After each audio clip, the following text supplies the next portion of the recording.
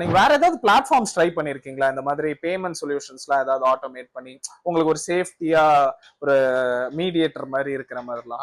இது வரைக்கும் அந்த மாதிரி நான் எக்ஸ்ப்ளோர் பண்ணதில்ல. என்னுடைய அதர் கண்டென்ட் கிரியேட்டர்ஸ்க்கும் அந்த மாதிரி எதுவும் இருக்க மாதிரி எனக்கு தெரியல. ஓகே. இப்போதைக்கு வந்து டைரக்டா ஏஜென்சி வந்து எங்களை டிஎம்லயோ கால்லயோ தான் பண்ணுவாங்க. இந்த ஓகே. மாதிரி ஏதோ ஒரு பிளாட்ஃபார்ம் இருக்கு, ஒரு ட்ரஸ்டபிளா வந்து இந்த பேமெண்ட் எல்லாத்தையுமே அந்த பிளாட்ஃபார்ம் பார்த்துப்பாங்க அப்படின்னா அது எங்களுக்கு ரொம்ப யூஸ்ஃபுல்லா இருக்கும். ஓகே. அப்போ அந்த மாதிரி பிளாட்ஃபார்ம்ட்ட நீங்க என்ன எக்ஸ்பெக்ட் பண்றீங்க?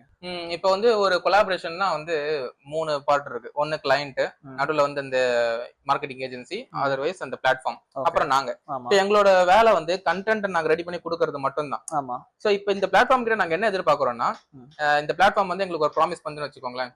ஒரு 5 டேஸ்ல வந்து வந்துரும் அப்படின்னா அமௌண்ட்டை வாங்கி கொடுக்கறது, கிளையண்ட் கிட்ட வாங்கி கொடுக்கற ப்ராசஸ் வந்து கரெக்டா ஆன் டைம்ல நடக்கணும். ஓகே.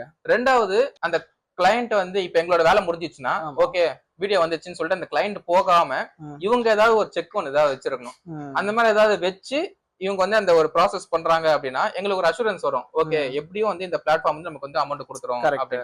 ஒரு 2-3 வாட்டி வந்துட்டு அவங்கள்ட்ட இருக்க கூடாது. பேசிக்கலி அது வந்துட்டு ஒரு மீடியேட்டர் உங்கள்ட்டயும் இருக்க கூடாது. நீங்களும் அப்படி இருந்தீங்கன்னா ஃபர்ஸ்டே அனுப்பிச்சிருங்க அப்படின்னு சொல்லி பண்ணீங்கன்னா நீங்களும் வந்துட்டு லைக் சோஷியல் மீடியா இன்ஃப்ளூயன்சர்ஸும் ஸ்கேம் பண்ண வாய்ப்பு இருக்கு. கரெக்ட். சோ ஒரு மிட் இது ஒரு ஆட்டோமேட்டட் ஃப்ளோ இருக்கும். அதான் நீங்க சொல்றீங்க. Correct. Correct. Okay. So reach கேக்க ஃபாலோ பண்ணுங்க கைஸ்.